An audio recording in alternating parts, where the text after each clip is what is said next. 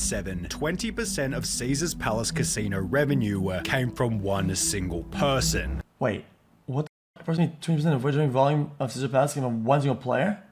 Terence Watanabe. Born 1957 in Omaha, Nebraska, Terence began life as the son of Harry Watanabe, who founded one of the most successful carnival suppliers in American history, called the Oriental Trading Company. At the age of 15, Terence began working for his father. By the age of 20, Terence had been given the role of CEO, after which he'd add an incredible amount to the business. By shifting the focus toward party products, Terence was able to grow the business from 17 local stores to a company generating $25 million per month. The only problem was Terence had spent most of his life doing so and had therefore experienced almost nothing outside of work. The job was all-consuming, say former associates. He traveled for long stretches of time examining merchandise in Asia. He never married. His sister and others who know him say they don't believe he ever had a significant romantic relationship. This was his life, that company. It engulfed him. Having burnt out by the age of 43, Terence put his share of the company up for sale, eventually selling for an undisclosed amount in October 2000, after which the goal was to have a charitable and fun retirement. Mr. Watanabe said his plan was to throw himself into his philanthropic work and have more fun. If it's not fun, it's not worth doing. Bro, if he was making 25 mil a month,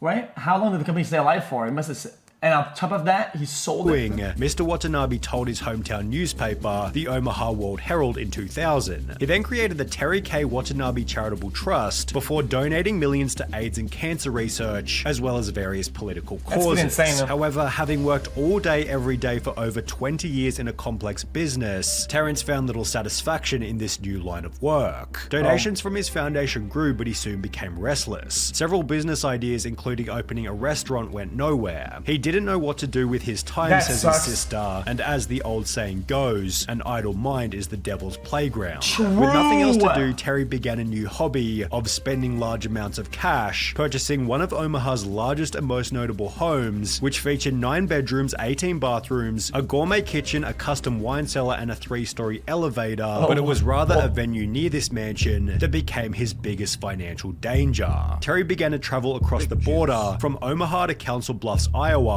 so he could gamble at the Caesars Horseshoe Casino, which is self-described on its website as a true gambler's paradise, featuring an expansive round-the-clock casino floor, an 18-table poker room, a full-service Caesars sportsbook, and one-of-a-kind gaming areas. Terence became, quote, one of the casino's top customers and began devoting himself to gambling full-time as his primary income and livelihood source. However, with his level of disposable income, hosts at the Iowa casinos encouraged Mr. Watanabe to play at the Rio and other Harrah's-owned casinos in Las Vegas.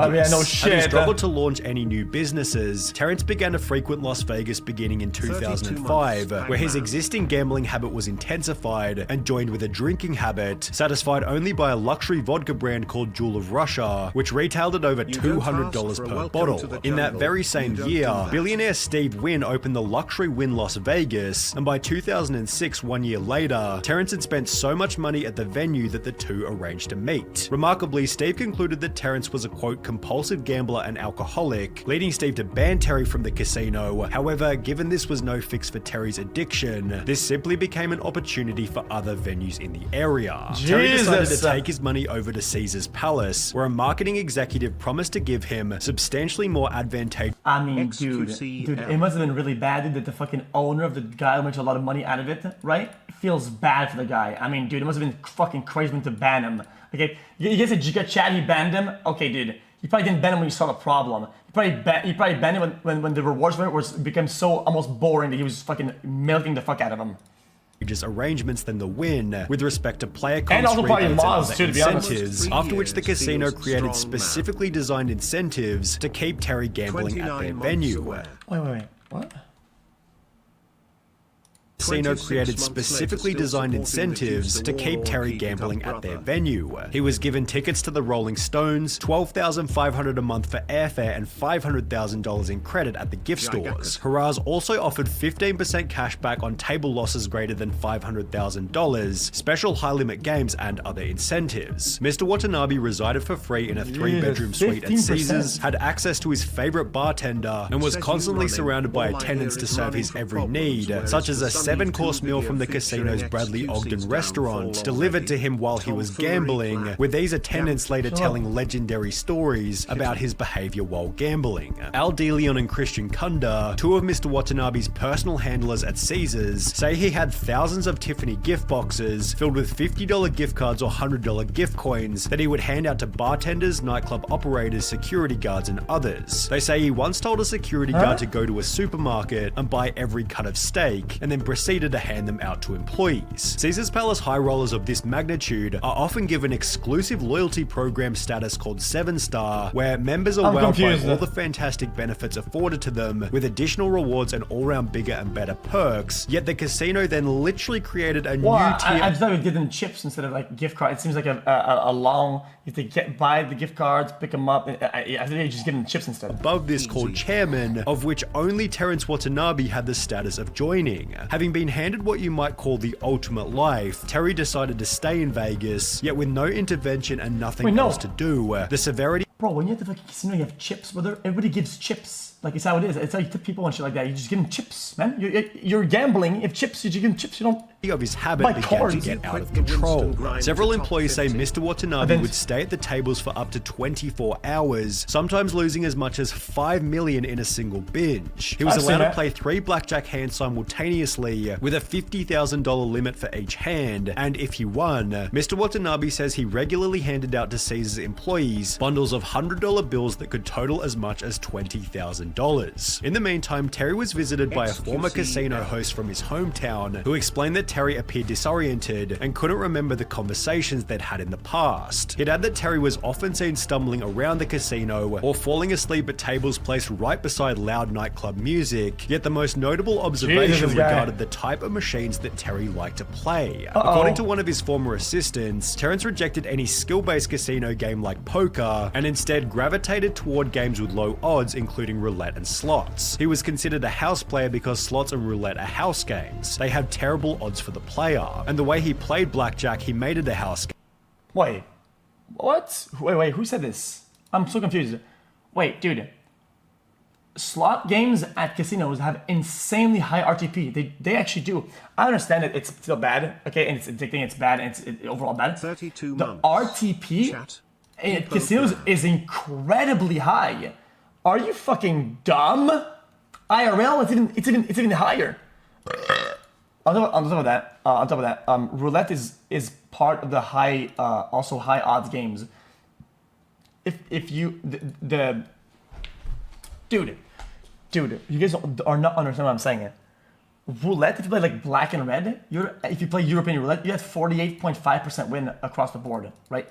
48.5% win. That's pretty decent. It's close to 50%. On top of that, craps tables and shit like that, the odds are pretty fucking dank if you play the game properly. Okay. He made such bad decisions on the blackjack table, but it was only when his brother and sister came to visit for Thanksgiving 2007 that he talked about just how much these bad choices had cost him. In the 11 months since the beginning of the year, Terrence Watanabe had lost $127 million. Under the assumption that Terry had more money somewhere, the casino then gave him a $17 million loan, although this by itself should have been a sign that he was almost out of money. On the 23rd of January 2008, just weeks after telling family about his losses, Terrence put his Omaha mansion up for sale while continuing to chase his losses in Vegas. He managed to sell the home for a price of $2.66 million. However, at this point, it was already too late. Terrence Watanabe was completely out of money. He'd wagered $4.2 million in 2005, $81 million in 2006, $825 million in 2007, and when his family brought him back to Omaha in early 2000. Chat, the thing people don't understand, chat, is that this is the wagering and volume play. That doesn't really mean much, okay? Because on top of that, they're giving him like 15% of his money back, right? Wagering is money in and out, plus money back from losses overall. He's gonna put them back in, back out, back in, back. That's wagering. Isn't money loss? It's a wager, so it's a volume of in and out. Which if you put that with the percentage you have chance of winning, which is whatever the fuck the math is, the actual loss of that is probably less than 100 mil. $25 million in 2007, and when his family brought him back to Omaha in early 2008. Guys, just to give you an example, okay? Just to give you an example, my wager on stake is over $2 billion.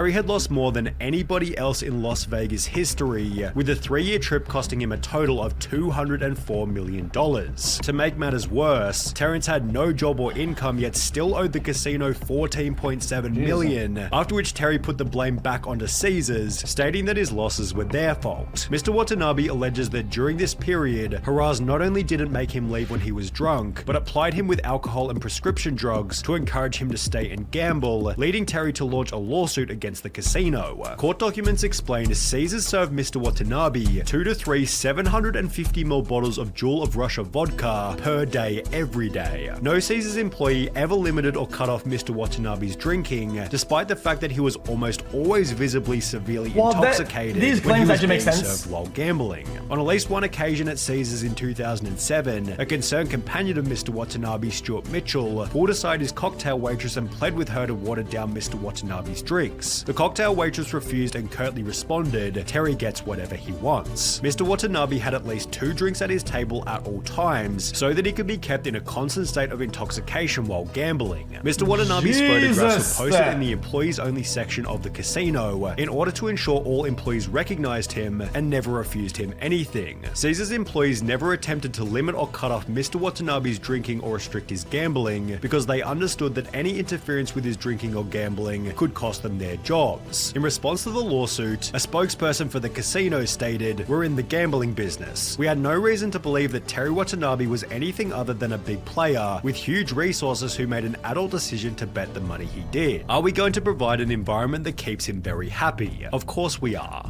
Okay, whoa. Okay, yes, but there's no comment about the fact that if they see and know about the problem, which it seems like they did, they didn't do anything. Not only did they not do anything to help it, they made a lot of things to worsen it. So I think that there's a certain amount of accountability that needs to be taken here 100%. The casino then launched criminal proceedings against Terry, meaning that on top of everything, he was now facing up to 28 years in prison for the unpaid $14 million. An article was then published in the months that followed, announcing that both Terry and the casino had each dropped their lawsuits. However, Terry's life never recovered afterwards. My name is Terry Watanabe. I've been... Wait, hold up. You said what? That followed, announcing that both Terry and the casino had each dropped their lawsuits. However, Terry's life never recovered afterwards. My name is Terry Watanabe. I've been diagnosed with prostate cancer. On the 29th of July 2017, Terry announced that he had cancer, hoping to raise $100,000 on GoFundMe for treatment, with a description reading, "I've accepted my situation and do not pity myself. But my hope is that you'll find it in your heart to forgive me for my past and help me live long enough to help others in the future." Attached was a video talking about how bad things have become. I unfortunately don't have the funds to survive. I'm almost homeless. I have no medical insurance. Although despite this, he was unable to reach his goal, yet still managing to raise an impressive $28,000. In January 2020, Terry joined Twitter before stating, "Today I try to live a good life and be a good man. Despite my past flaws and mistakes, I've always sought to do good and help people. I hope I can still have a positive impact on those in the future by sharing my story, both highs and lows, funny and sad moments," showing that Terry, quite impressively, now took full responsibility for his own mistakes. I didn't know you'd go back to the fucking actually zero though. Like, Jesus Christ, dude. Well, that's fucking busted. Back to 0 plus negative? Like, that's insane. Hello, everyone. Dude. Yo, I think this chat misunderstands a lot of things on purpose, and they just don't get it. Hello? What? Showcat? Yeah? XQ. Bro, see, I was right the whole time, dude. Bro, I was right yo, look, chat was fucking dumb, and I was right the whole fucking time. Look, bing, bing, bing, bing. I said European roulette, craps, slots. They're all in the top 6 best games to play in terms of odds. I just said that. I said that. What is wrong with you? I literally said that. Man. Guys, video poker is like slots, is it not? Wait. Is it not? Oh, shit. Oh, Jesus Christ. Well, I guess it depends where. I guess it depends where. I guess I don't know the actual odds themselves, but 50% sounds fucking ridiculous. I don't. That sounds fucking stupid. But I was still right about all the other games at the same time. No, you apologize for that being wrong by the whole thing. Man, fuck is on to you. The fuck? What? Yo, bro, should I fucking change the mess up, man? Yo, this is X on the beat, yo. Okay. You heard my voice as well. That S. Anyone knows that boy? I don't know, he's just so soy. Anyone knows that boy? I don't know, he's just so soy.